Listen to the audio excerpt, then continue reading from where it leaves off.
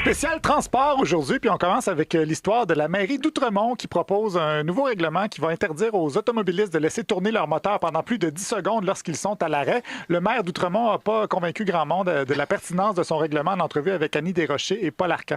On n'a pas de données là-dessus, mais on voit beaucoup de voitures qui font rouler leur moteur. OK, vous le voyez, mais vous ne l'avez pas documenté. On n'a pas de données, non. OK, comment on sait que quelqu'un est rendu à 15 secondes? Nos inspecteurs et notre sécurité publique sont sur le territoire. Mais de quelle façon, M. Desbois? Chronomètre en main? On observe 10 secondes et plus et on sait tout de suite si la personne respecte le règlement. Qui va venir compter les secondes? Nous avons des inspecteurs et la sécurité publique d'Outremont. Il va se promener avec un chrono? On va avoir toutes sortes de mesures. Monsieur Desbois, avec tout le respect, là, c'est un show de boucan, votre affaire.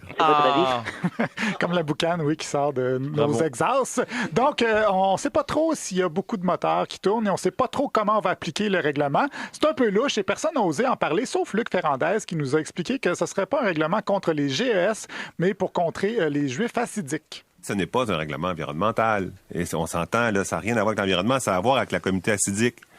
Et c'est encore là le wokisme qui nous empêche de dire les vraies choses. Là.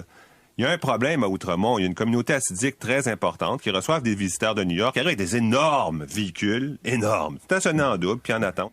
Oui, des véhicules en attente qui roulent sans arrêt. Malheureusement, le wokisme lui a empêché de dire ce qu'il vient de dire. Même chose pour tous les autres qui ont abordé la question, qui n'ont pas osé parler de cette affaire-là. C'est le cas de Mathieu Bock-Côté à Cube Radio qui a cédé devant les woke et qui a, lui, vu là-dedans plutôt une histoire de le symptôme de quelque chose de plus gros. On est devant une manifestation de ce qu'il faut bien nommer la tentation autoritaire des écologistes. Il va falloir qu'on comprenne que nos démocraties sont en danger de l'intérieur. Puis parmi les idéologies qui détruisent nos démocraties, il y a l'écologisme autoritaire. La multiplication des règles et des normes, tout ça, ça fait une société de plus en plus étouffante et invivable. Bon, si l'écologisme est étouffant, je vous suggère d'essayer le smog. Donc, laissez les chars rouler dans le beurre menace la démocratie.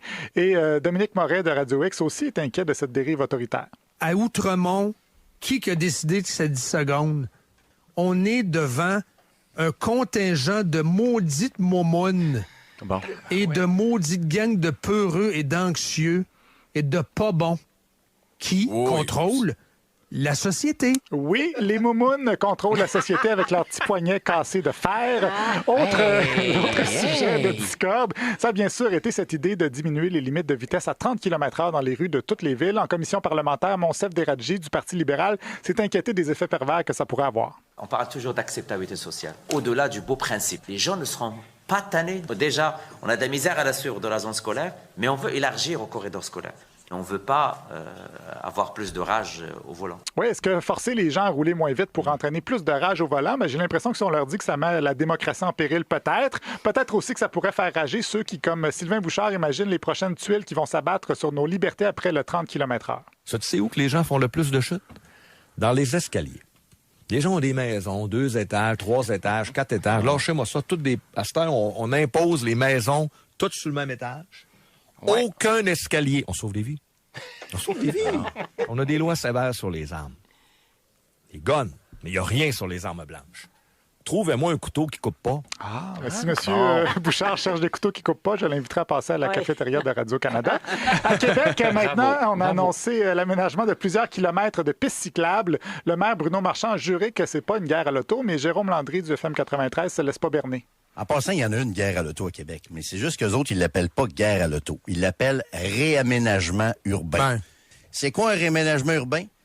C'est enlever de la place aux autos, c'est mettre des plantes dans la rue, c'est mettre un piano dans la rue, c'est mettre des pistes cyclables, c'est mettre des trottoirs plus larges. C'est un peu le principe là, de la rue conviviale, si tu veux. Là. Oui, les amateurs de bicycles à pédales font la guerre à l'auto à coups de pots de fleurs et de rues conviviales. C'est très insidieux, ça, Jean-Philippe. Et de piano. Et de piano, surtout. Reste qu'en conférence de presse, Bruno Marchand a dû répondre à des questions plus basiques. Aujourd'hui, j'ai décidé de m'habiller en robe. J'avais la petite avec moi. Comment est-ce que vous me proposez de faire ça en février? On ne vous le propose pas. Non, c'est pas une proposition. C'est pas ça. Ce qu'on vous offre, c'est ça. On vous offre un choix. Bon, un dossier de réglé. Aucune obligation de voyager à vélo en robe avec un enfant en février. Pas si autoritaire que ça, finalement. Sur la carte des nouvelles pistes cyclables, les journalistes ont aussi noté que la piste passait près de l'aéroport de Québec. Dans quel contexte est-ce qu'un enfant de 7 ans puis une madame de 77 ans pourraient vouloir aller en vélo à l'aéroport? On va accueillir la maman qui revient de voyage de Toronto, par exemple, parce que la grand-maman de 77 ans gardait la petite de 7 ans. Mais quand on pense mais ils vont avoir des valises, tu sais. Ça dépend. On peut voyager léger quand on va à Toronto, par exemple. Voilà une explication qui devrait convaincre les gens du bien fondé des pistes cyclables. Si vous êtes une grand-maman et que vous gardez votre petite fille pendant que sa maman est à Toronto, vous allez pouvoir aller la chercher en tandem. Et enfin, ma question préférée. La carte, il y a le point G, là, en bas. Parlez-moi du point G. Tu commences par le point G, c'est bien. J'ai même pas fait exprès. Un autre homme qui trouve le point G sans faire exprès. Je pense qu'on a enfin découvert une façon de rendre le transport actif sexy, Jean-Philippe.